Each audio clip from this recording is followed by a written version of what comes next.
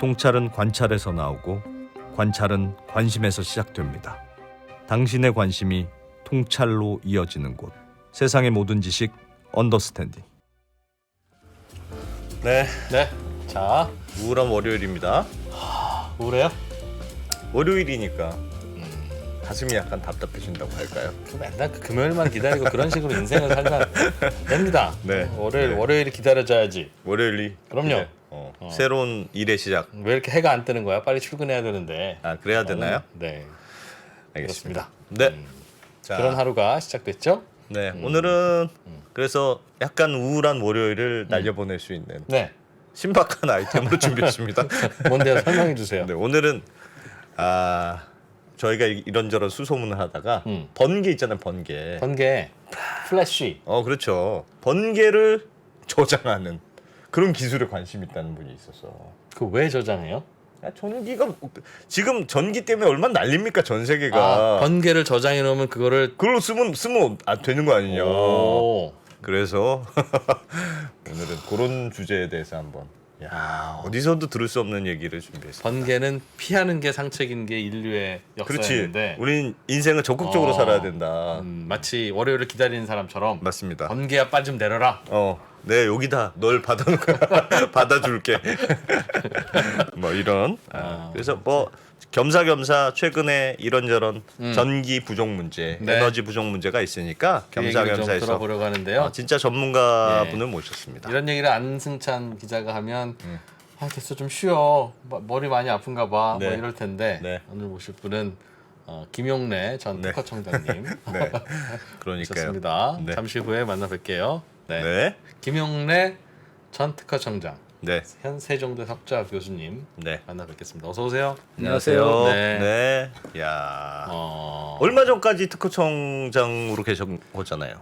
5월 말까지 있었습니다. 5월 말까지. 야, 그럼 특허, 야, 진짜 얼마 안 됐네요. 이런 특허 너도 한번 내봐. 뭐 이런 민원 같은 거 많이 안 들어옵니까? 그게 네. 이런 특허가 아니라 뭐 좀 빨리 해달라 이렇게 얘기가 오는데 특허를 빨리 등록해달라. 그렇죠. 그런 것들이 오는데 특허청에는 이렇게 패스트트랙이라 그래가지고 예. 그 우선 심사하는 제도들이 있는데 모르신 분들이 있어요. 분리하면 빨리 되기도 하고 그다음에 그 특허청의 심사관들이 한 1,200명 있어요. 네. 근데 이게 다 완전히 독립적이라 가지고 특허청장이 힘이 없습니다. 뭐라고 하면은 외압이라고 막 뭐라고 합니까? 외압이 아니라 왜냐하면 그 사람들은 특허를 자기 이름으로 내기 때문에 결제가 없어요. 심사관이 전결이에요? 정결로 갖고 내보냅니다. 자기 이름으로 내보내요. 이게 특허 심사 결과를 자기 이름으로 해서 내보내기 때문에 네. 자기가 책임을 지잖아요. 그리고 사실 내가 갖고 와도 그 어려운 기술을 제가 알겠습니까? 네. 그런 구조로 돼 그래서 있군요. 특허청장은 가봤더니 별 재미도 없고 힘도 없더라. 직원들 말도 안 듣고, 말도 안 듣고. 외압을 늘 틈이 없더라. 네. 저희도 대표이사 좋은 건 줄 알고 네. 와서 했더니 힘듭니다. 힘듭니다. 네. 뭘 계획이 없다고 그러고. 예. 그건 그렇고 네. 아무리 힘들어도 그렇지 그렇다고 번개를 저장하려고 하면 어떡합니까? 네. 그 얘기 좀 해주세요. 번개를 그거 관심- 저장하신다는 게 네, 무슨 관심- 얘기예요? 제가 그 대학교 때 전기공학을 전공을 했는데요. 네. 예. 이 하늘도 번개가 우랑치지 않습니까? 네. 근데 이 번개는 우리 건물에 보면은 이렇게 뾰족한 이 금속 봉 있잖아요. 피레침. 네. 거기로 빵 맞으면은 다 이렇게 흘러 내려서 없어져 버려요. 네. 예. 근데 저는 생각이 저거 좀 아깝다. 네. 저걸 좀 잡으면 그 에너지로 좀 쓸 수 있는 거 아닌가. 예. 그 생각을 했었어요. 그래서 예. 이 생각들을 주변에 있는 당시에 친구들한테 얘기를 했더니 대부분 다 시큰둥해. 그리고 어떤 친구는 저한테 야 그러다 잘못하면 번개 맞아서 죽는 수가 있다. 벼락 맞는다. 벼락 맞는다. 이런 악담을 하는 친구도 있었어요. 네. 근데 이제 대학원을 갔는데 예. 한 친구 연구실에 있던 한 친구가 심각하게 얘기를 들어주더라고요. 한참 듣더니 이게 이론적으로는 그 초전도라는 게 있습니다. 저항이 전혀 없는 그 도치에다가 저장할 수 있다 이러더라고. 그래서 예. 그 희망을 제가 가졌었죠 당시에. 예. 그래서 그 좀 알아봤어요 여기저기. 알아봤더니 이 초전도가 마이너스 100도에서나 된다는 거야. 그렇습니까? 예, 마이너스 100도에서나 된다고. 이게 상온에서는 안 돼요 이게. 예. 원래는 초전도가 마이너스 213도까지 가야 되는데 당시에 뭐 기술이 발전해갖고 온 게 마이너스 100도야. 네. 예. 그래서 비싸기도 하고 마이너스 100도를 만들려고 하니까 어렵잖아요. 그래서 예. 실망을 또 했죠. 그러다가 제가 산업부에 이제 전력과에서 근무를 하고 있는데 아직도 희망적인 소식을 하나 들었어요. 그게 한 4년도 됐을 거야. 전기연구원에서 이 초전도로 전기를 저장하고 인공번개도 만드는 시설이 있다는 거예요. 그래서 제가 한 걸음에 창원의 전기연구원까지 데려간 적이 있습니다. 예. 그래서 가서 봤는데 뭐 인공번개 치는 장치도 있습니다. 그건 이제 예. 뭐 초고압 이런 거 실험을 하는 장비고 그 옆에 이제 그 초전도로 저장 장치가 있었는데 불과 아주 몇 초 정도를 저장할 수 있는 번개를 잡는 것이 아니라 일반 전기를 담아놓는 한 불과 몇 초를 담는 거라서 굉장히 좀 실망을 했던 그런 기업들이 있어요. 그게 그렇게 어려운 겁니까? 그거 안 되나? 이게 어쨌든 전기잖아요. 전기의 에너지잖아요. 네. 순간적으로 팍 치는 거지만 예. 그 피뢰침 받아가지고 땅 속으로 그냥 흘려 보내는 거잖아요. 그렇죠. 예. 그러면 피뢰침 받을 때 요즘 뭐 ESS도 있고 휴대폰 충전도 하고 하니까 뭐 어떻게 저장 이렇게 하면 될 것 같은데 그냥 단순하게 무식하게 생각하기엔 될 것 같은데. 그거하고 또 초전도하고는 왜 연결되는지도 잘 모르겠습니다. 네. 초전도라는 거 먼저 초전도를 말씀드리면 네. 초전도라는 거는 우리가 갖고 있는 모든 전선은 이 저항이라는 게 있어갖고 있긴 이렇게 있죠. 전기 이렇게 하면 뜨거워지잖아요. 네. 그게 저항 때문에 그러는 거거든. 네. 네. 그래서 이게 전기를 계속 흘리면 이게 계속 뜨거워지면서 뜨거워지죠. 이렇게 에너지가 손실이 돼 버리잖아요. 예. 근데 초전도는 그 저항이 없어요. 그러니까 저항이 한번 없는 집어넣으면 상태. 예. 그냥 그 안에서 전기가 계속 돌아가는 거야. 저항이 누가 없이 쓰지 계속 않으면, 돌아가고 쓰지 않으면 네. 그럴 열이 때 안 쓸 수 나고. 있는 거야. 그러면 이제 아까 말씀하신 대로 번개를 갖다가 배터리에다가 예. 집어넣으면 될 거 아니냐 이제 이렇게 말씀을 하셨잖아요. 예. 진짜 그렇게만 되면은 우리 지금 전기차 같은 거 있잖아요. 예. 전기차가 번개 한번 딱 맞으면은요 네. 만땅 충전되는 거예요? 만단 충전 딱 되고 네. 번개 하나를 맞으면 지구 한 바퀴를 더 돌 수 있어요. 그 정도 에너지가 나와요, 사실은.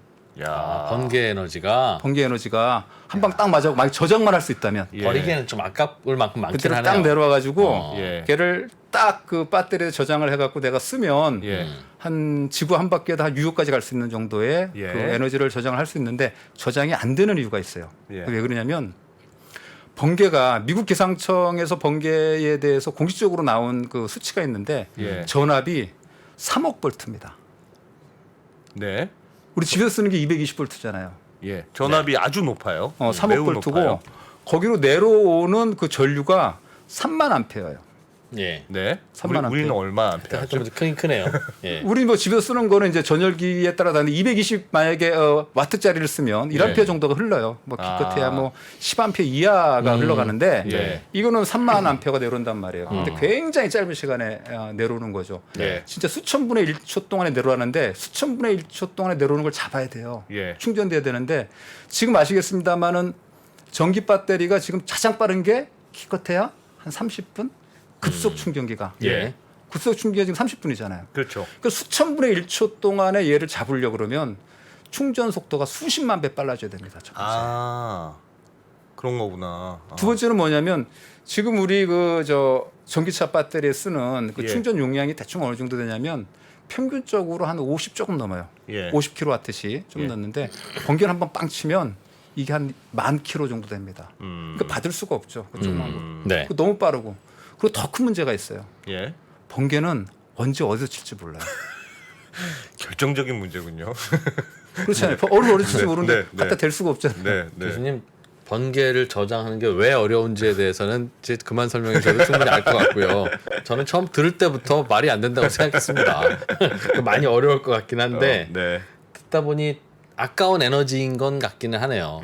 그러나 그렇게 순간적으로 강한 에너지가 오면 그걸 어떻게 받겠습니까? 누가? 그건 마치 태풍 불 때 바람 저장해 놨다가 더운 여름에 쓰자 하는 얘기랑 비슷해서 저장이 되냐? 그거부터 시작해서 그걸 그렇긴 한데 예. 가능성이 좀 보입니까? 그 우리가 공상과학 영화들 보면 네. 실현되는 경우가 많잖아요. 혹시 그 백투더 퓨처라고 그러는 영화가 있어요. 네. 타임머신 타고 과거로 가서 이렇게 네. 하는 활동하는 영화가 있는데 그 영화 중에 보면 그 장면이 나오는데 이 타임머신이 과거로 갔어요. 예. 근데 이게 그 에너지나 이런 문제가 생겨. 네. 근데 거기에 번개 때려가지고 아, 그거 가지고 현실로 돌아오는 그랬나요? 아, 이게 그랬던 공상과학 영화에서 예. 나옵니다. 그러한 장면들이. 예. 그래서 언젠가는 시간이 지나면 가능할 수도 있겠다. 왜냐하면 네. 제가 특허청장을 했는데 네. 특허청은 사실 기술관청이에요. 네. 그리고 거기에는 그 우수한 그 이 공학이나 이런 거 하는 사람들이 굉장히 많습니다. 그래서 예. 제가 가자마자 물어봤어요 직원들한테. 야, 이 번개를 잡을 수 있는 그런 기술이나 특허가 혹시 나와 있는 게 있느냐 그랬거든요. 예. 있었어요. 번개를 잡을 수 있다. 번개를 저장하는 특허가 국내에 등록이 돼 있습니다. 오, 정말요?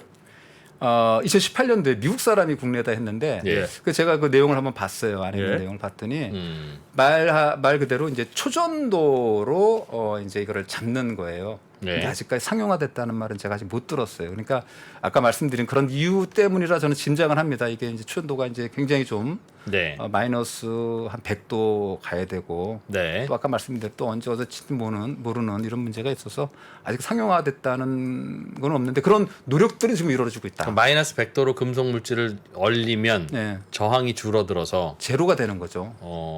그 원래 마이너스 273도까지 내려가야 되는데 이론적으로는 0인데 네. 마이너스 100도 정도만 돼도 거의 0에 가까운 모양이에요. 그렇습니다. 예. 그게 그러면 이제 초전도가 되는 거죠. 저항이 0인 어떤 물질이 번개를 맞으면 네. 그 번개의 전기 에너지가 그 물질을 타고 돌 텐데 네. 손실이 없게 되는 거죠. 열이 안 계속 발생하는 돈다는 거죠. 그렇죠. 그러니까 그죠. 제가 이거 지금 말씀하신 번개 에너지 저장 시스템 발명 네. 구글에 찾아보니까 진짜로 나오네요. 발명가 제임스 리 차이. 네. 근데 왜 한국에다 등록했을까요? 이런 걸? 사우스 코리아 이렇게 돼 있네요. 막 이게 그 그림도 안에서 전기가 계속 돌면서 거기서 머물고 있다. 그렇죠. 예. 그 번개 양 전체입니까? 말씀하셨던 그 엄청난 에너지라는 그거? 근데 그거는 네. 내가 그 춘도체를 그만큼을 다 받으려 그러면 예. 조금만 갖고는 안 되겠죠. 그러겠죠. 예, 엄청나게 커야 됩니다. 예. 말은 원래 초전도체가 번개 맞으면 에너지가 손실은 없다는 걸 알고 있었으니까 그 얘기를 다시 한번 해놓은 건데 예. 그게 뭐가 중요합니까? 이 특허라는 거는 예. 과학적으로 이게 가능성이 있으면 되는 거거든요. 아 그렇죠, 그렇죠. 이거는 그냥 뭐 화학학 얘기를 하는 것이 아니라 상용화가 안 되더라도 과학적으로 이러이러한 인과관계라든지 뭐 이런 걸 과학적인 방법으로 네. 구현이 가능하다라고 하는 것이 되면 새롭고 저장은 된다. 예, 말씀하십시오. 그러지 말고 그걸 그냥 전기 자체를 저장하려고 하니까 답이 안 나오잖아요. 예. 그 전기를 예를 들면 저는 무슨 어디 보니까 나온 전기를 가지고 모터를 돌려서 예. 물을 끌어 어디로 위에 높은 양수 물질을 끌어올려 발전기. 올려놓고 양수 발전기라고 하죠. 네. 뭐 그렇게 하기도 하고 그걸로 뭐 전기 분해를 해서 수소를 만들어 놓기도 하고 뭐 표정을 보니까 말도 안 된다는 표정이신 것 같긴 한데 전기라는 게 안 됩니까? 이게 직접적으로 아직 안 되는 건 아니에요. 전기가 충전은 돼요. 이게 커패시터라는 게 있어요. 네. 커패시터에 충전이 되는데 아주 양이 작아. 음. 그래서 어떻게 하냐면 전기는 직접 그렇게 저장을 하지 않고 아까 말씀하신 대로 다른 거로 전환을 시켜 놓습니다. 예. 그래서 이제 양수 발전 아까 말씀하신 거 양수 발전은 그 모터로 물 퍼올려 가지고 전기가 남았을 때 그 전기로 물을 물을 위로 퍼올리는 거죠. 올려놓고 올려놓고 예. 이제 수력 발전 네. 시키는 거죠. 아니면 이제 우리가 잘 아는 배터리. 배터리는 이제 말 그대로 이제 화학적 에너지로 저장을 해놓는 거 아니겠습니까? 예. 그렇게 쓰기도 하고 최근에는 이제 중력 발전 그래가지고 이 물을 올리는 것이 아니라 쇳덩이 같은 걸 올려요. 몇십 톤 되는 거를 전기의 힘으로 전기 힘으로 남는 전기로 올려버려. 네. 올리고 얘를 내려오면서 꽝. 아니지 돌리는 거지 발전기를. 네. 수력 발전이랑 원리가 똑같네요. 똑같죠. 예. 근데 얘는 이제 물이 아니고 돌이 예. 되는 거지. 네. 돌이나 쇳덩어리를 이렇게 하는 경우도 있고 미국 같은 데는 탄광 같은 거 있잖아요. 탄광은 깊잖아요. 예. 뭐 탑을 세워서 이렇게 돌을 올리는 것이 아니라 예. 여기다가 돌을 갖다 놓고 돌을 떨어뜨리는 거 밑으로 탄광을 폐탄광 같은 데를 이용하기도 해요. 그러니까 결국은 다 말씀하신 게 전기가 예를 들면 저장이 잘 되면 좋은데 저장하기가 어려우니까 양수 발전기를 하거나 뭘 하거나 수소로 만들어서 그렇죠. 저장해 예. 그런 이슈가 생기는 거죠 지금. 그렇습니다. 그럼. 그거 어떻게 해결해야 될까요? 그럼 번개가 문제가 아니고 전기를 저장하는 게 문제군요. 어? 이제 좀 말씀해 주세요. 이 충분히 약 오르고 있습니다. 번개를 네. 그 번개 아까 이제 번개를 말씀을 다시 좀 들어가서 좀 추가적으로 말씀을 드리면 네. 그 번개 잡으면 네. 에너지 문제 다 해결되느냐? 어. 저는 처음에 그거 관심을 가졌을 때는 그런 줄 알았어요. 왜냐하면 번개 워낙 이 세게 치고 에너지도 많으니까 그럴 줄 알았는데 네. 그래서 여기저기 이제 또 알아보니까 이 택도 없는 소리더라고 이게. 왜냐하면 그 번개가 한 번 칠 때 나오는 에너지가 아까 말씀드릴 때 뭐 지구 한 바퀴 반 돈다 그랬잖아요. 예. 이제 우리나라에서 그런 통용되는 양입니다. 그게 1만 킬로와트시라 그러고 해외 자료를 보면 뭐 1,400도 있고 2,700도 같은 거 그렇습니다. 예. 근데 전 세계에서 1년에 번개가 몇 번 치냐면 한 14억 번 칩니다. 14억 번? 예. 그렇게 많이 쳐요? 예. 근데 우리가 그 많다고 느껴지는 이유는 뭐냐면 실제 지상으로 떨어지는 거는 예. 그 중에서 25%만 지상으로 떨어져요. 우리 낙내라 그러죠. 낙내. 구름 사이에서만 있는 번개가 그렇죠. 많고 그게 많고 네. 낙내로 떨어지는데 그게 연간 전 세계에서 떨어지는 게 한 3억 5천만 번 정도 된다 그래요. 그래도 엄청 많네. 그래도 생각보다 너무 많은데요? 우리나라는 그래서 제가 기상청 연보에 낙내 연보라는 게 있어요. 예. 우리나라에는 얼마큼 떨어지는가를 봤더니 지난 10년 동안 평균적으로 한 12만 7천 번. 연평균 12만? 그래서 1년 동안 13만 번 조금 안 되게 떨어지죠. 예. 근데 아까 제가 이게 한 번 떨어질 때 한 1만 킬로라 그랬잖아요. 예. 그럼 여기다 10만을 곱하면 얼마가 되냐면 이게 1280 기가와트시가 되는데 이게 어느 정도의 양이냐면 원전이나 대형 발전소 한 달 반 돌리면 되는 거예요. 그러니까 우리나라에 있는 거 만약에 진짜. 다 내려오는 거 네. 전기를 내가 진짜 운 좋게 다 잡았어요. 예. 잡아도 그 전체 에너지량이라는 게 예. 우리나라 전체 1년 동안 쓰는 전기의 1%도 안 되는 거죠. 사실은. 근데 어마어마한 우리나라에 번개가 12만 번을 치면요. 네. 하루로 환산하면 3,400번 친다는 건데 매일 매일 네. 우리나라에서 매일 번개가 300번 친다고요? 아 그게 그래서 이제 내가 저도 그런 줄 알고 봤는데 그것이 아니라 예. 이게 그 주로 치는 게 6월에서 9월 사이에 집중돼 있어요. 그러니까 이 번개가 만들어지려 그러면 이게 그 네운이라 그러죠. 네운 번개 구름이 있어요. 그게 만들어지려 그러면 바람하고 이렇게 안에 있는 얼음 알갱이하고 물하고 이렇게 마찰이 막 일어나야 되거든. 예. 그게 이제 주로 그러한 기상 변화가 심한 것이 6월부터 9월 예. 그 사이거든요. 그 사이 집중적으로 떨어집니다. 근데 한 번에 땅으로 떨어지는 게 하루에 300번 꼴로 떨어진다. 그렇죠. 그 전국의 전체니까. 여기도 떨어지고 저기도 떨어지고 뭐 동시다발로 이렇게 그렇게 떨어지겠지. 그렇죠. 동시다발로. 와. 그걸 다 모으면 모든 고민이 해결되는데 모을 수가 모아서 없으니. 저장할 방법이 없으니 그게 아니, 고민이다. 해결이 안 되는 게 아까 말씀드렸듯이 그거 다 잡아도 네. 운 좋게 다 잡아도 우리나라 전체 쓰는 전기의 1%도 안 된다는 거예요. 그밖에 안 되군요. 그래도. 근데 네. 만약에 그거를 잡을 수 있는 배터리를 잡았다. 네. 걔를 개발했다. 그거 하다가 예. 그러면은 제가 볼 때는 가능할 수 있다고 봐요. 뭐가 가능하죠? 그렇게 많은 에너지를 그렇게 짧게 충전할 수 있는 배터리가 있다 그러면 네. 뭐 번개뿐만이 아니라 바람이라든지 뭐 파도라든지 우리가 주변에 움직이는 모든 움직임을 에너지로 만들어서 배터리에 저장을 할 수 있기 때문에 획기적인 사건들이 일어나게 되는 거죠. 그러한 배터리를 만들 수 있다면 번개를 잡을 정도의 배터리를 만들 수 있다면 아니 ESS는 그럼 ESS로 요즘 많이 얘기하는 게 네. 예를 들면 그런 거잖아요. 집에서 요즘 신재생 에너지에서 태양광도 뭐 하라고 하고 뭐 풍력 발전도 집집마다 있고 남는 전기도 있는데 한번 지나가 버린 번개처럼 한번 지나가 버리면 없어지니까 이런 저장 장치를 만들어서 여기다 평소에 저장해. 그리고 이렇게 모아놨다가 필요할 때 써. 그게 이제 엄청 효율적인 거 아니냐. 그게 이제 ESS의 개념이잖아요. 그런 걸로는 턱도 없다. 아까 말씀드린 대로 ESS라는 것이 지금 우리나라 ESS 전체 보급돼 있는 거 네. 전체 보급돼 있는 게 어느 정도 되냐면 한 10기가와트시 정도 돼요. 용량으로 치면 그게 어느 정도냐면 예. 대형 발전소 한 10시간 정도 돌리면 되는 거예요. 그거밖에 안 됩니까? 예. 그리고 우리나라에 지금 저 전기 자동차가 한 20만 대 정도 이상 지금 보급돼 있거든요. 예. 거기 있는 배터리 다 모으면 또 그 정도 돼요. 그러니까 우리나라에 있는 전체 ESS 배터리 다 모으면 20기가와트 정도 돼요. 예. 그게 뭐냐면 아까 말씀대로 큰 발전소 한 20시간 돌리면 되는 정도의 양이에요. 그래서 얘들은 주로 어디에 쓰냐면은 지금은 그 이 저 신재생 같은 경우는 이렇게 간헐성이 심하잖아요. 예. 그걸 보완해 준다든지 아니 전기 품질을 좋게 하기 위해서 주파수를 조정해 주는 그런 기능들을 애들이 해 주는 거예요. 왜냐하면 얘는 굉장히 빨리 왔다 갔다 하거든요. 그래서 예. 아직까지 그 용량이 크지는 않고 우리나라는 이 모으는 이 전기는 주로 아직까지는 양수 있죠. 아, 양수가 물 끌어올려서 물 끌어올리는 거. 물 끌어올리는 게 우리나라가 지금 거의 한 5기가와트 정도 되거든요. 예. 이 5기가와트 정도 되는데 이게 대형 발전소로 치면 원전 뭐 이런 거 치면 한 5기 정도 되거든요.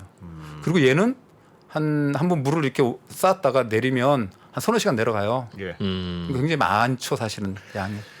그거는 비율이 더 크지 않습니까? 잘 모르겠어요. 예를 들면 ESS가 아직 용량이 적어요. 그렇지만 그걸 많이 만들어서 ESS란 배터리를 많이 만드는 거 하고 그 전기를 물을 끌어올려서 이렇게 다른 에너지를 일단 쓰는 거잖아요. 그렇게 저장하는 방식하고 뭐가 더 효율적입니까? 일단은 둘 다 단점이 있어요. 뭐냐면 ESS 같은 경우는 아까 말씀드린 대로 용량 자체가 아직까지는 안 크잖아요. 네. 안 큰데 또 비싸기도 해. 아, 그렇죠. 굉장히 비쌉니다. 비싸겠죠. 이게 그 1kg 그러니까 용량이 1kWh 정도의 용량을 배터리 가격이 얼마냐면 지금 한 200불 가까이 됩니다. 네. 20만 원이 넘어요. 1kW. 그러니까 보통 자동차에 들어가는 배터리 평균 용량이 55니까 이게 전체 전기차의 한 30-40% 정도 될 정도로 비쌉니다. 아주. 그리고 가끔 또 화재도 일어나고 예. 그다음에 이게 수시로 충전되고 방전되다 보니까 수명이 또 별로 짧아요. 이러한 또 단점이 있죠. 대신에 이제 얘는 굉장히 빠르게 스위치 딱 키면 들어가고 예. 하고 이렇게는 되죠. 예. 양수 발전 같은 경우는 최소한 높이가 한 300m 낙차를 가져야 되는 문제도 있고 예. 그다음에 이게 여러 가지 또 환경 뭐 이런 문제도 있고 또 가뭄이나 홍수 이런 데 있을 때는 또 쓸 수 없는 그런 것들도 있어요. 효율을 떠나서. 근데 이제 아까 말씀드린 대로 이 많이 저장하는 측면에 있어 갖고는 양수가 아직까지는 ESS보다 많죠. 하지만 양수는 아까 말씀대로 물을 올려놨다가 내리는데 시간이 걸립니다. 그러니까 즉각 안 되죠. 근데 ESS는 꼈다가 돼요. 그러니까 즉각 만약에 약간 모자르면 팍 집어넣을 수 있어요. 예. 그런 장점들이 있죠.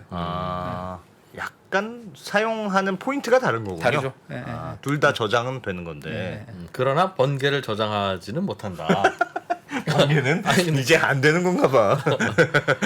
그래서 이제 뭐 특허도 나오고 계속 또 기술을 또 연구하는 사람들이 있으니까. 예. 그럼 오늘 우리가 배운 건 너희들 번개를 저장할 수 있을 것 같지? 안 돼 이 친구들아. 그걸 가르쳐 주신 겁니까? 그건 아니고 이제 이 네. 기술이라는 건 항상 진보를 하기 때문에 네. 누군가 또 관심을 갖고 연구를 하다 보면 뵙기도 할지도 모른다. 설령 거기를 못 간다 하더라도 네. 그렇죠. 그 과정에서 또 여러 가지 또 우리한테 유용한 그런 기술들도 개발될 수 있기 때문에 저는 여기서 이렇게 실망하시지 말고요. 이렇게 좀 인커리지 해주시는 게. 나온 김에 그럼 전기 저장 얘기로 그냥 계속 배워보죠. 전기 저장 얘기. 응? 이게 다예요? 전기 저장 얘기. 그러면 그 전기 저장 얘기는 그러면 왜 우리나라에서도 예전에 블랙아웃 이런 거 있었잖아요. 네. 전기 뭐 해외에서도 전기가 수시로 뭐 끊기기도 하고 네. 그거는 저장이 잘 안 돼서 그런 겁니까? 저장이 그래서 그런 건 아니고요. 네. 이 정확히 얘기하면 이제 순환 단전이라 그러죠. 예. 어느 지역이 이제 꺼지는 거예요. 그러니까 블랙아웃은 그냥 국가 전체가 암흑천지가 되는 거고, 예. 거기는 이제 어느 지역이 꺼지는 건데 그게 예. 원인이 한 3개 정도가 있어요. 네. 첫 번째는 뭐냐면 자연재해입니다. 자연재해요? 예, 뭐 낙뢰가 팍 터져가지고 예. 전선에 그냥 터진다든지 태풍이 와가지고 송전탑이 뭐 이렇게 쓰러진다든지 혹은 갑자기 그 폭염이 와가지고 갑자기 예상치 못한 수요가 온다든지 이게 이제 첫 번째 이유가 될 수가 있고요. 두 번째는 충분한 발전기나 혹은 이제 그 이 숭배전 시설 같은 게 노후화돼가지고 고장이 나버리는 거예요. 예. 이런 경우에는 이제 그런 전기 모자라니까 꺼지는 게 있고 세 번째는 뭐냐면 이게 운영상의 문제입니다. 설비도 충분히 있고 뭐 자연재해도 없는데도 생기는 경우가 있어요. 왜냐하면 수요 예측을 잘못한다든지 지금 발전소를 넣어야 될 때인데 못 집어넣는다든지 이런 그 세 개의 원인 정도가 보통 이제 그러한 순환 단전 우리가 얘기하는 이제 블랙아웃 같은 것들이 만들게 되는 사례를 만들어요. 알겠습니다. 네. 그럼 뭐 그 다들 어떻게 할 수가 없는 거네. 그럼 다들 어떻게 할 수 있는 게 없네요. 자연재해 뭐 이런 거. 그다음에 이제 설비 같은 경우는 네. 그러니까 저희가 항상 예비율 얘기를 하잖아요. 예. 전력할 때는 충분한 설비를 갖고 있어야 되고 또 송배정 설비나 이런 것들은 노후화돼 가지고 이게 무슨 뭐 중간에 이렇게 단전이라든지 이렇게 쇼트 같은 거 안 일어나도록 네. 항상 이렇게 설비 보강을 해줘야죠. 예. 그리고 발전소를 아무리 많이 갖다 놔도 얘를 정확하게 수요자한테 갖다 줄 수 있도록 이렇게 송전망이 충분하게 다시 가 있어야 되거든요. 그러니까 그런 것들에 대한 시설 투자나 이런 것들이 제때제때 돼 있어야 됩니다. 그런 것들이 안 돼 있으면 소위 말해 이제 이쪽에 쓰는 사람들이 이제 그러한 예. 문제를 일으키게 되는 거죠. 이제. 우리나라 전기는 그래도 품질 괜찮은 편이라면서요? 거의 세계 제가 알기로 세계 탑입니다. 우리나라 그 품질이 소위 말하는 전기 품질 얘기할 때는 이제 전압이나 주파수 이런 거 얘기하거든요. 네, 아니면 이제 네. 끊기는 시간 이렇게 얘기하는데 그런 측면에서 보면 우리나라가 그 세계 최고의 수준을 갖고 있어요. 네. 뭐 뭘 보고 그렇게 뭘 보고 얘기하는 거예요? 그러니까 품질이라고 하면 품질이라는 게 전기가 좋네. 그러니까 정전이 그러니까 내가 쓰면서 집에 쓰면서 예. 내 집에 불이 나간 적이 있느냐? 내가 안 전기가 안 껐는데 끊겨야 된다. 안 예, 끊겨야 그건 되죠. 일단은 너무 당연한 너무 거고요. 당연한 거고. 네. 그다음에 우리는 이제 가정에서는 잘 그 못 느끼는데 이 전기는 우리 집에 지금 쓰는 전기가 220V 60Hz로 들어온단 말입니다. 예. 220V가 정확히 지켜야 되고요. 네. 60Hz가 정확히 지켜줘야 됩니다. 그게 잘 지켜지면 품질이 좋다 그래요. 근데 이 가정에서 쓰는 것들은 그게 약간 좀 뭐 변동을 해도 예. 크게 불편함이 없어요, 사실은. 예. 근데 정밀한 기계를 쓰는 곳에서는 그게 중요합니다. 네. 근데 우리나라 같은 경우는 제조업이 상당히 발달되어 있는 나라잖아요. 특히 반도체 같은 경우에는 그 품질이 약간 더 이상해지면 바로 이게 수율이나 이 생산하고 연결이 됩니다. 네. 그래서 전 세계적으로 보면 반도체 강국들은 보면 대부분 다 품질이 상대적으로 좋아요.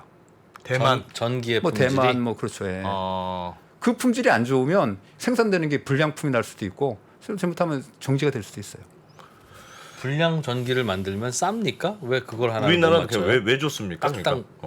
그러니까. 그걸 딱딱 못 맞히나요? 맞추는 게 신기한 게 아니라 아니, 전기 만드는 걸 왜 제대로 못 만들어서 그 정전도 나게 하고 뭐 말씀하신 대로 들쭉날쭉이냐. 변압기의 문제 그런 거죠? 아니면 뭐 송전 뭐 이런 거의 문제인가요? 뭐의 문제일까요? 발전기가 아까 말씀대로 발전기가 충분하지 않으면 네. 이 전기라는 건 공급하고 수요하고가 딱 이렇게 수평조절처럼 있어요. 예. 이게 딱 맞아야 됩니다.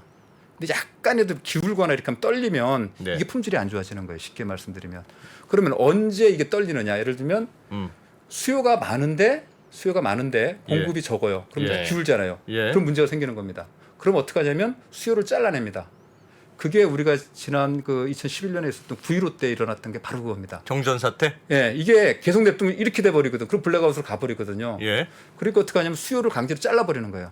전기 그냥 끊어버리는 거죠. 끊어버리는 거죠. 일부 수요를 지역을. 수요 쪽이 무거우니까 이게 이렇게 될 거 아니에요. 예. 그러니까 이걸 이렇게 맞춰야 될 거 아닙니까? 근데 이 공급을 내가 계속 해줘야 되는데 공급을 계속 해줄 상황이 안 되니까 어떻게 하면 수요를 잘라버리는 거예요. 블랙아웃에 대처하는 방법. 방법이죠. 그다음에 거꾸로 되는 경우도 있어요. 수요는 계속 있는데 공급이 계속 많아지는 경우가 있어요. 네. 그 대표적인 게 제주도 사건. 제주도 같은 경우 그런데 제주도는 뭐 태양광 풍력들이 많잖아요. 예. 그리고 거기에는 LNG도 있고 뭐 복합 발전도 있어요. 그러니까 한여름에 이렇게 해가 쨍쨍 뜰 때는 공급이 많아져요. 공급이 많아도요. 전기를 블랙아웃이 옵니다. 왜요? 이유는 아까 말씀드린 대로 전기가 적으면 주파수가 적어지고 전기가 많아지면 주파수가 높아져요. 이게 이렇게 되는 것도 문제지만 이렇게 되는 것도 문제예요. 그게 주파수에 영향을 미칩니까? 주파수에 영향을 미치는 거예요. 그래서 평행해야 되는데 전기가 많아도 이게 기울어집니다. 전기가 적어도 기울어져요. 둘 다가 나쁜 거예요. 그러니까 제주도 같은 경우에는 일반 발전소하고 신재생 발전소가 같이 들어가 있지 않습니까? 예. 근데 낮에 햇빛이 쨍쨍 떠갖고 태양광이 많이 돌아갔어. 예. 그러면 실제 수요보다도 공급이 공급이 많아지잖아요. 많아져요. 네. 그럼 이게 이렇게 돼 버리잖아요. 예. 그럼 어떻게 하냐면 그런다고 수요를 갑자기 늘릴 수는 없지 않습니까? 네. 그리고 어떻게 하냐면 태양광이나 풍력을 잘라버리는 거예요. 아, 그래서 얘를 딱 수평을 맞춰야 되는 겁니다. 아, 안 자르면 어떻게 된다고 말씀하셨죠? 블랙아웃으로 가는 거죠.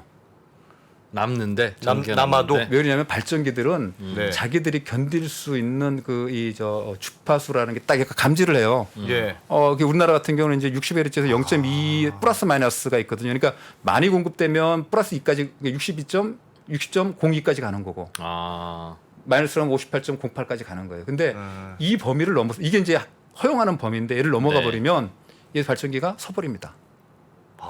그래도 그렇죠. 너무 많이 먹고 체한 거하고 비슷한 건가요? 그렇죠. 배고픈 거나 많이 먹으면 취하는 없어서 건 블랙아웃 똑같습니다. 되는 거는 직관적으로 이해가 네, 되는데 가는데. 네.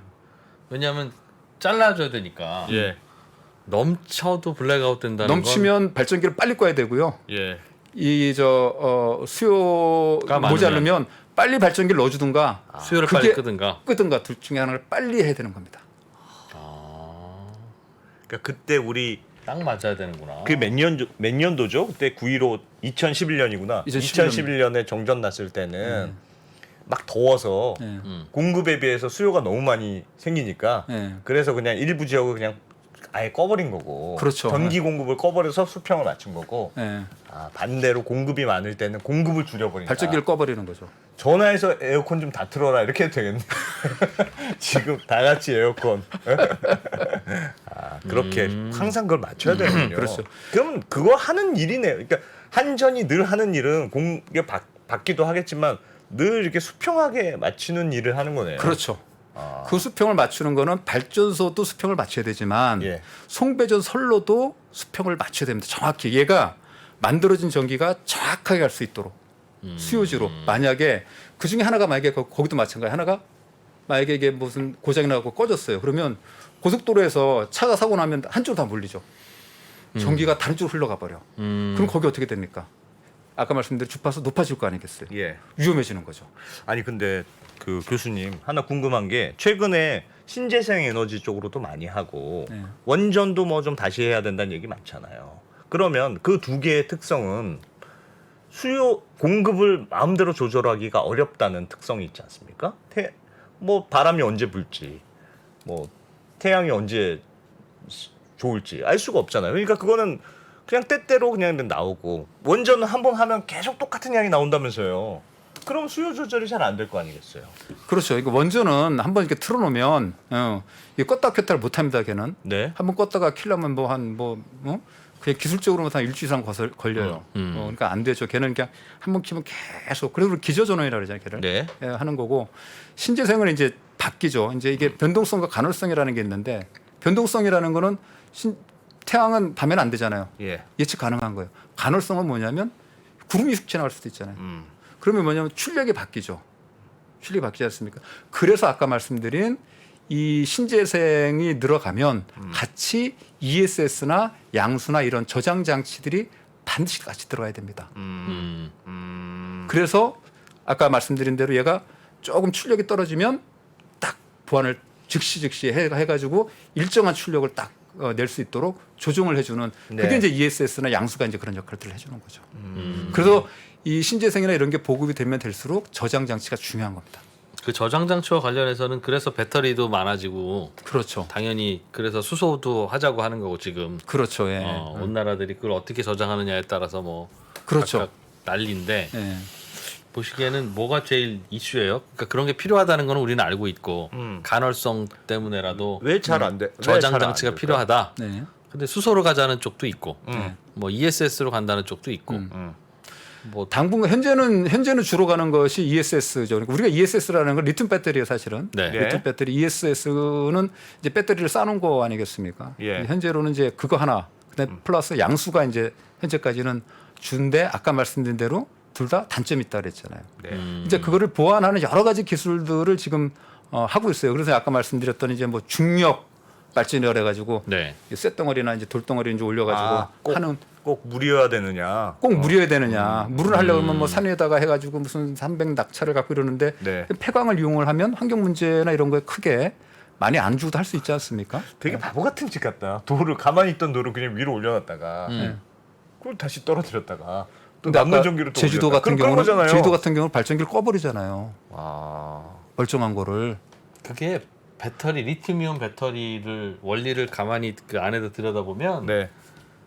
그걸 리튬 그 이온을 하나하나 이렇게 다 옮기는 거예요, 한쪽으로. 한쪽으로.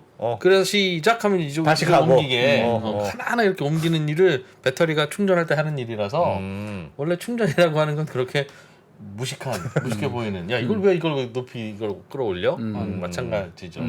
마치 그 도미노 한번 장난 놓으려고 그 2시간에 걸쳐서 계속 하나하나 세우잖아요.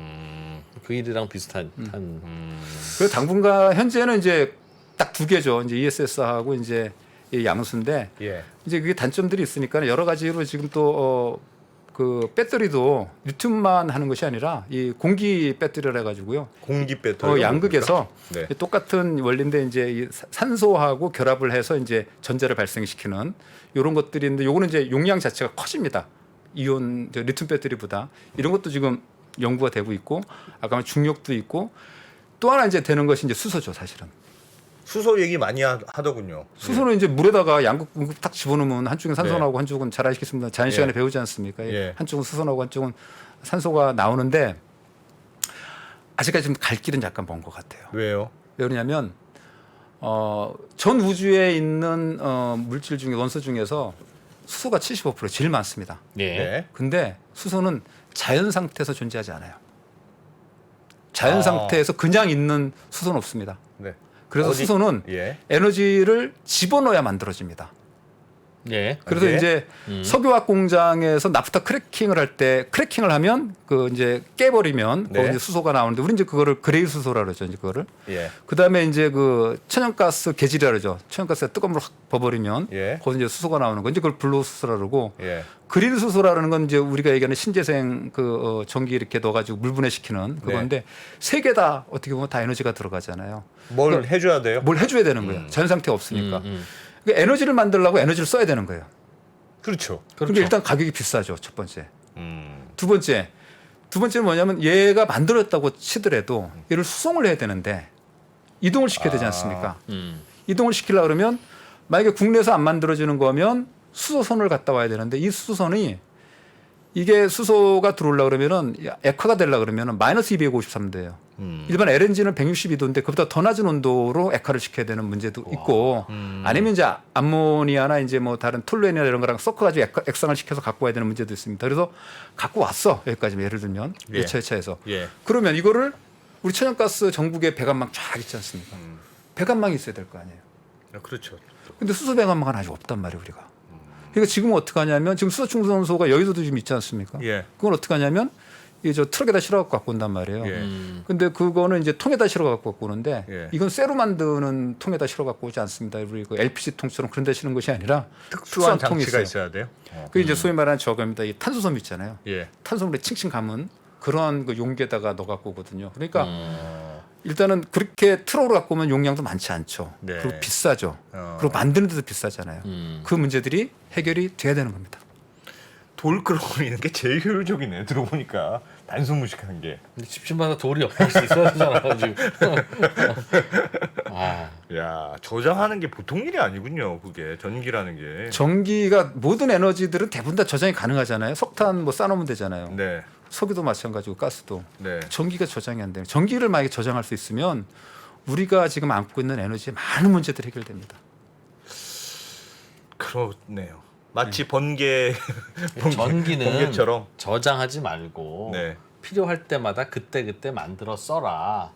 왜냐하면 석탄에 석유에 가스에 에너지 저장해 놨잖아요 거기에. 네. 거기에 불만 붙이면 그 에너지 나오는 거 아닙니까? 네. 그래서 그때 전기 만들어 써라. 그 개념이었는데 그럼 온실가스 나온다고.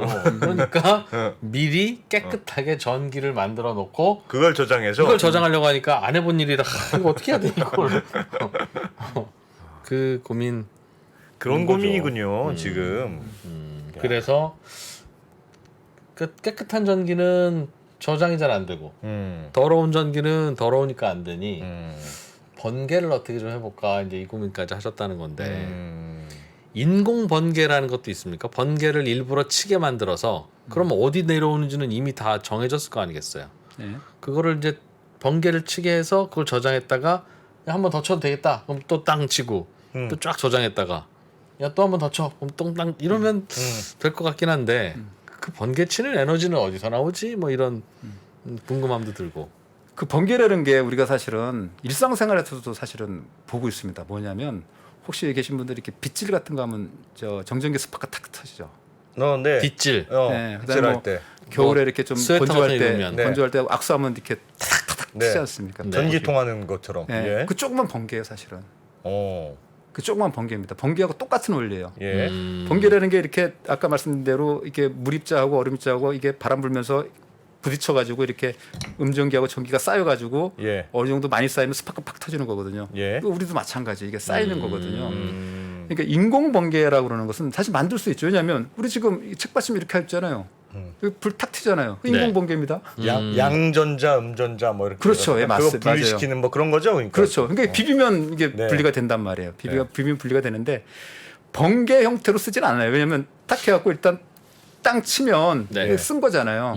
그러니까 인공 지금 번개라고 그러는 거는 뭐냐면 이 특수한 소재를 흔들어. 네. 흔들면 비벼지잖아요. 네. 예. 그러면 이제 양전화, 음전화가 만들어지잖아요. 그렇죠. 그거를 빼쓰는 거야, 그냥.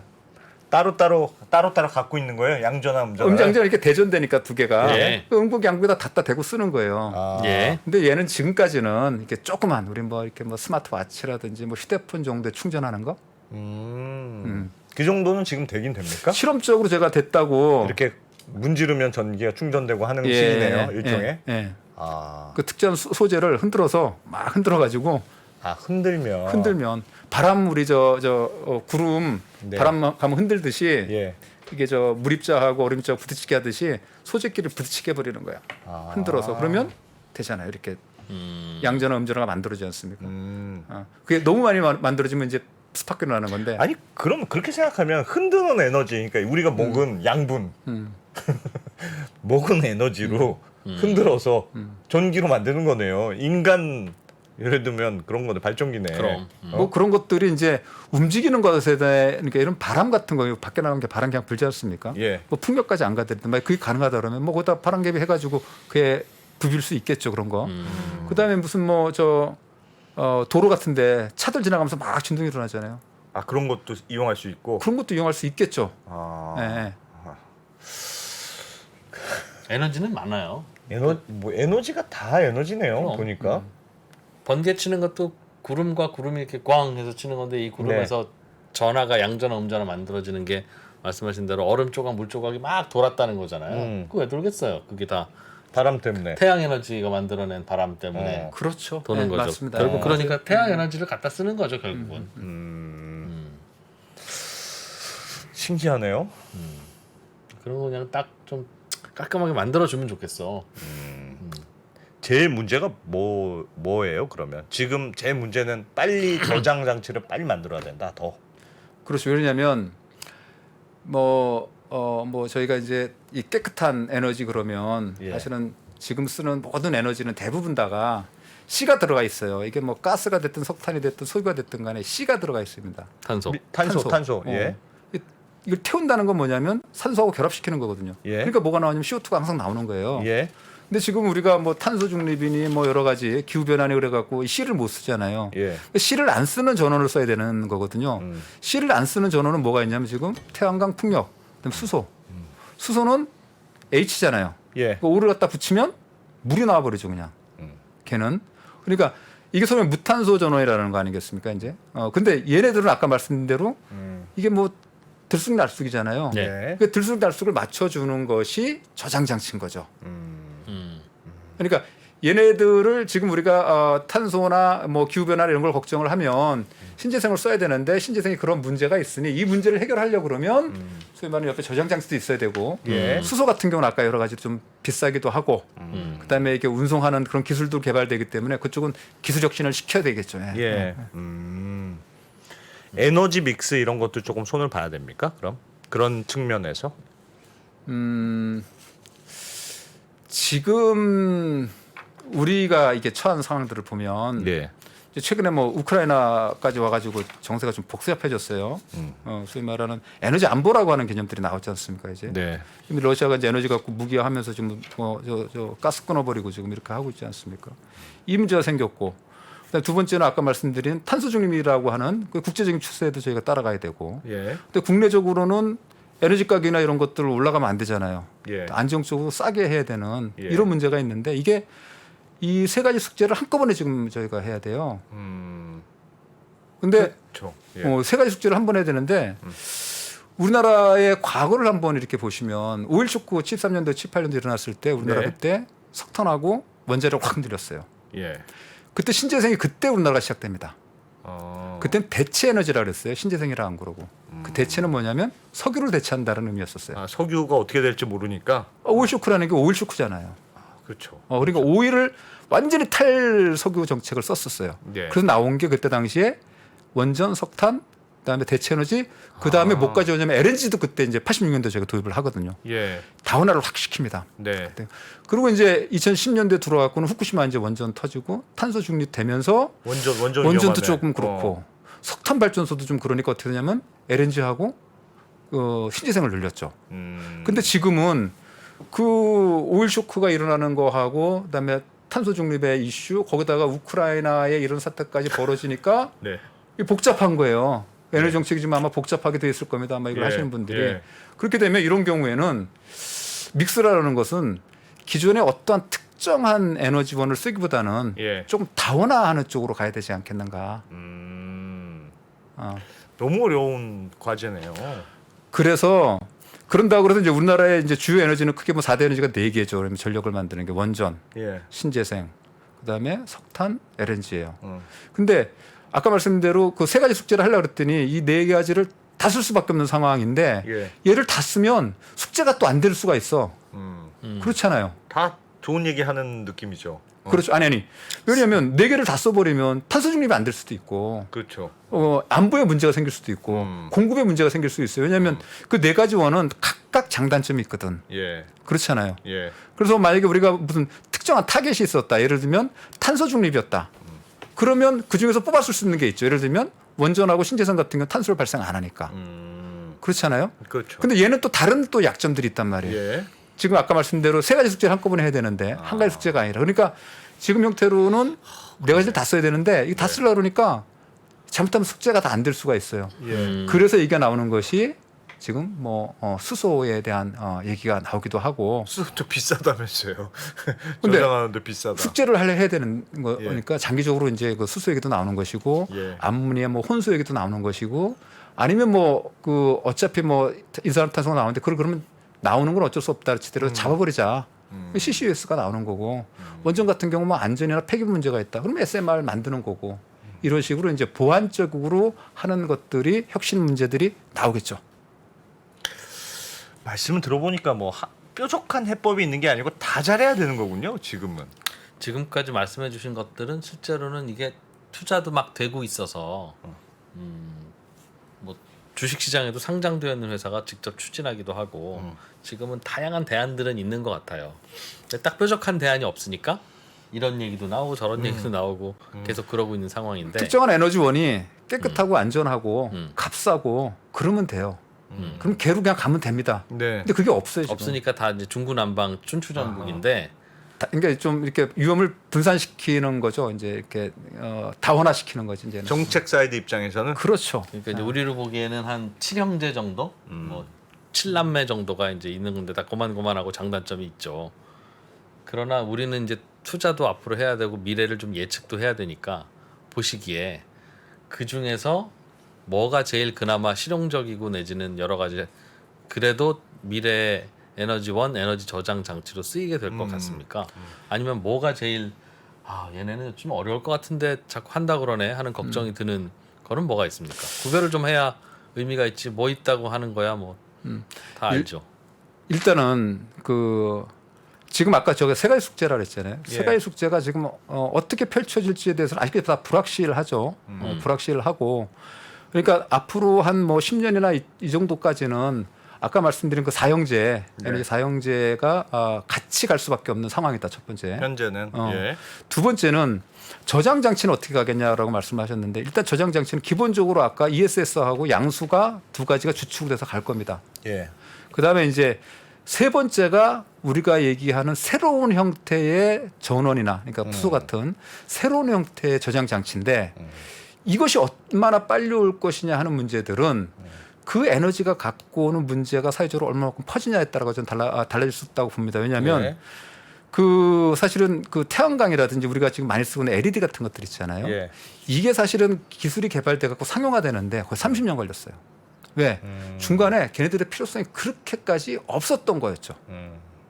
근데 앞으로 10년 안에 일어날 것들은 걔네들에 대한 필요성, 우리가 아까 말씀드렸던 수소에 대한 얘기라든지 예. 중력 발전이라든지 혹은 요즘에 그런 것들도 있어요. 배터리 중에서는 열전지 전자 배터리를 해가지고 텅스텐 같은 거를 아주 그냥 몇천 도로 해가지고 그 열을 가지고 쐬가지고 반도체에서 이렇게 전기 만들어지는 그런 기술까지도 있어요. 예. 그러니까 굉장히 다양한 기술들이 나올 건데 얘네들이 빨리 갈 것이냐 늦게 갈 것이냐에 따라 가지고 아까 말한 에너지 믹스나 이런 것들이 어떻게 보면 좀 바뀌어갈 수도 있다. 근데 앞으로 10년 동안은 기본적으로 지금 하고 있는 것에 대해서 그렇게 아까 세 가지 숙제를 다 하려고 그러면 크게 바뀌기는 좀 어렵지 않겠는가 하는 생각이 좀 들어요. ISS와 배터리 그것도 현재로는 정도로. 그렇게 할 건데 아까 대체제로 나오는 것들이 이제 뭐 공기 배터리라든지 아까 예. 그렇죠. 그다음에 뭐 중력 배터리라든지 네. 열전자 배터리라든지 수소를 또 저장할 수 있는 것들도 있기 때문에 걔가 얼마큼 빨리 갈 수 있느냐고 하는 것이 이걸 결정을 합니다. 이게 최근에 이제 IE에서도 이런 거를 조사를 했는데 약간 늦다는 거예요. 지금 기술의 진보가 그 소위 말하는 그린 에너지를 만들 수 있는 에너지를 46개 정도를 계속 모니터링을 했는데 네. 그쪽에서 얘기는 한 2개 외에는 지금 굉장히 느리다는 거거든요. 그이 속도가 얼마큼 빨라지냐에 따라 가지고 뭐 저장 장치라든지 에너지 믹스나 이런 것들이 변하는 것이에요. 그러니까 앞으로 일어난 것들에 대해서는 이 기술 혁신이라고 하는 부분들이 이런 에너지의 어떠한 쓰임이라든지 예. 효율성이라든지 가격이라든지 이런 것들을 아마 변화시키는데 가장 큰 기여를 할 거다. 저는. 현재로는 이 기술의 변화가 없다면 뭐와 뭡니까 그럼? 현재로는 그 전원은 사용제가 기본적으로 그 역할을 할 겁니다. 주 역할을 할 겁니다. 사용제가 사용자가 뭐였죠? 원전, 신재생, 석탄, LNG 생산. 생산하는 전기 거. 생산으로는 지금 나와 있는 모든 에너지네요. 그렇죠. 이미 그 사용제가 에너지. 그 세 가지 숙제를 하기 위해서는 네. 사용제가 써야 되는 것이고 저장은 그 주 ESS 하고 이용제가 양수. 써야 되는 거죠. 그 말은 수소는 좀 한참 남았다. 수소는 아까 전에도 뭐 약간 비용의 문제라든가 여러 가지 그러니까 너무 아직 에너지가 그런 문제가 해결되면 수소는 되게 이상적인가요? 그러니까 현재로서는 기술이 없어서 탄소 섬유하는데 비용이 많이 들고 수송하는데 문제가 들고 뭐 전기 분해하는데 많은 에너지가 들어간다. 뭐 그런 게 이제 기술이 발전돼서 좀 비용적인 문제가 세이브되면 되게 이상적인 아주 좋죠. 아주 이상적입니까? 왜 그러냐면 어. 이 그동안 그 우리가 만들어지는 신재생 에너지라 그러는 것들은 국가 간의 이동이 안 됐어요. 무슨 네. 말씀이냐면 고비 사막에서 뭐 태양광 해가지고 예. 발전하면 그거 어떻게 갖고 옵니까? 송전탄 만들어갖고 여기까지 갖고 와야 돼. 중부진하고 갖고 와야 되는 되잖아요. 예. 근데 수소는 뭐냐면 호주에서 수소를 만들면 아까 말씀대로 액화시키거나 예. 암모니아나 톨루엔으로 해가지고 액상으로 만들어갖고 배실하고 갖고 오면 돼요. 그렇지 아, 않습니까? 그렇죠. 그렇죠. 그러니까 아. 수소가 수소를 우리가 이제 싸게 그다음에 이렇게 전달이나 이렇게 수송 같은 것도 쉽다 그러면 굉장히 이상적이라고 그러는 것이냐면 뭐 저 호주나 뭐 저 중동 같은 데 사막 많잖아요. 그러니까 수소를 쉽게 저장하고 싸게 할 수 있으면 저는 신재생 에너지의 저장과 국제 간의 이동 문제들이 생기기 때문에 굉장한 파급력을 갖고 올 거다 이렇게 생각을 합니다. 그렇죠. 그렇게 문제는 기술이네. 그렇죠. 그 기술이 10년 안에 올 것이냐, 5년 예. 안에 올 수도 있어요. 예. 5년에 온다 그러면은 상당히 많은 다른 역할을 하게 되겠죠. 에너지 저장의 문제. 태양광 풍력 많이 나는 나라에서 예. 그런 나라에서 공장도 발달해서 자동차도 그냥 거기서 만들고 거기서 뭐 식품도 만들고 하면 되는데. 하면 되는데 이상하게도 우리 인류는 에너지가 많이 나는 나라들은 게을러서 그런 걸 안 만들어 못 만들고 네. 또 에너지 안 나는 나라는 네. 뭐 필사적으로 먹고 살아야 되니까 어. 그런 걸 잘 만들어요. 네. 그러니까 기껏 석유 캐다가 어. 우리나라에 와서 휘발유도 만들고 우리나라 와서 그걸로 철강도 만들고 우리나라 와서 자동차도 만드는 건데 지구를 만든 신께서 보시면 얘들 왜 이러냐? 야 기껏 석유를 네가 나게 했으면 네. 여기서 휘발유 만들고 공장 지어서 여기서 자동차를 만들어서 자동차를 수출하지. 지금 얘 뭐 하는 거냐고 그럴 거라고요. 그러니까. 그러니 우리 이것도 그렇죠. 분명히 바람도 잘 안 불고 햇볕도 잘 안 드는 곳이 하필 우리나라가 그런데 또 어려운 문제가 생각보다 어려운 문제들이 많이 있네요. 음. 어려운 문제도 많고 에너지라는 게 저장이라는 게 되게 중요하구나. 당분간 원자력 화석연료는 간다. 간다. 아직 완벽한 수송 저장 장치가 완벽하지가 않다 아직. 그렇죠. 그래서 2060년 뭐 탄소 제로 이거는 아직 아니다. 꿈이다. 집집마다 돌 끌어올려야 될 수도 있다. 말이 되냐? 차라리 꿈이라기보다는 번개를 잡아라. 그 얘기죠? 꿈이라기보다는 네. 자 지금 뭐 각 나라들이 다 약속을 한 것이고 지금 네. 거길 향해서 다들 네. 가고 있는데 그 탄소 중립으로 가기 위해서는 아까 말씀드린 그 기술이라고 그러는 것들이 얼마만큼 빨리 나오느냐, 그 혁신이 얼마만큼 빨리 되느냐가 결정을 할 거다. 이 말씀을 드리는 거죠. 그 중에 이제 한 개로 말씀드린 게 이제 번개를 이제 시작을 해서 말씀을 드린 거죠. 이제 여러 가지 대안들이 많은 연구자들이나 과학자들이 또 연구를 할 겁니다. 예. 또 새로운 것들이 어느 순간 나올 수도 있어요. 알겠습니다. 알겠습니다. 번개 저장 개발하시면 연락 주시죠. 알겠습니다. 우리가 저장 된다는 줄 알았어. 처음부터 안 된다는 거였어. 네, 알겠습니다. 김영래 교수님 고맙습니다. 고맙습니다. 네, 감사합니다. 네. 네. 자, 언더스탠딩 여기서 5시 순서는 마무리하고요. 7시 네. 45분에 또 옵니까 저희? 네, 7시 45분에는 오늘은 좀 진짜 특이한 거 인도 이야기를 할 건데요. 인도 이야기? 네, 인도 이야기는 사실 3프로 TV에서 뭐 강성명 교수님. 엄청난 교수님이 계신데 네. 오늘은 인도에서도 인도의 교육 이야기. 인도의 그 어마어마한 교육열 아십니까? 교육 이야기. 인도의 교육 이야기만 한번 아. 집중적으로 한번 해보도록 하겠습니다. 인도에서 사교육 시키다가 실패하신 분이에요? 들어보시면 알겠습니다. 아주 재밌을 겁니다. 네. 네. 자, 퇴근길 라이브로 바로 이어가겠습니다. 옛날에는 우리는 개인 투자들이 사면 장이 빠지고 개인 투자들이 팔면 장으로 오르고 막 이런 얘기 했잖아요. 그런 얘기하는 사람들은 정말 진짜 물러나야 돼요. 제 경험상 캐시가 최고입니다. 10년 있으면 엄청난 기회가 와요. 평일 600석 전석 매진 2022 하반기 자산시장 대전망이 온라인으로 출시됐습니다. 우리는 펀드 매니저가 아니에요. 그리고 우리는 전문가가 아니에요. 왜 자꾸 우리가 전문가가 되려고 그래요? 아파트 사고 뭐 재산 올라오고 그게 다 내 덕인 줄 알잖아. 근데 중앙은행 덕이라고. 거기서 내셔 줄 때 같이 들어가야 돼. 근데 지금 들이마시는데 그 앞에다 대면 빨리 들어가지. 주식 부동산 투자에서 꼭 알아야 할 핵심 포인트를 압축한 5시간의 강의 2022 하반기 자산시장 대전망. 자세한 사항은 3프로TV 영상 하단의 댓글을 확인해 주세요.